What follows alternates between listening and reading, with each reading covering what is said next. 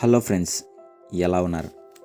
మనలో చాలామందికి ఏదో సాధించాలి, ఏదో గెలవాలి, ఏదో చేయాలి, ఏమేమో చేయాలని చాలా ఆశలు ఉంటాయి.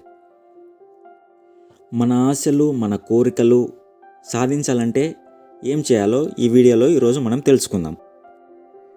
ముందుగా నువ్వు ఒక విద్యార్థివైతే నువ్వేం సాధించాలనుకుంటున్నావు అని నువ్వు ప్రశ్నించుకుంటే, మన డిగ్రీ కంప్లీట్ చేసిన వెంటనే మనము ఏదైనా జాబ్ సాధించాలి అనుకుంటాం. జాబ్ సాధించాలంటే ముందుగా మనకు ఉండవలసిన లక్షణాలు ఏంటంటే, నిరంతర కృషి అనేది మన జీవితంలో మనకు ఉండాలి. మన చదువు పట్ల మనకు ఏకాగ్రత ఉండాలి.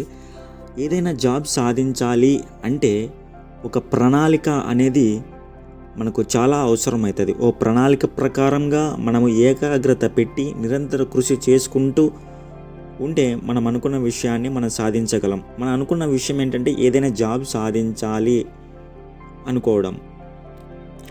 కాబట్టి మనం ఇక్కడ తెలుసుకోవాల్సిన విషయం ఏమిటంటే, మనం ఏదైనా సాధించాలి అంటే ఏకాగ్రత అనేది మనకు చాలా అవసరమవుతుంది.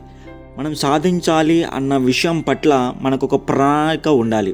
ఆ ప్రణాళిక ప్రకారంగా మనం నిరంతర కృషి చేసుకుంటూ ముందుకు సాగి వెళ్ళిపోతే మనం అనుకున్న విషయాన్ని మనం సాధించగలము.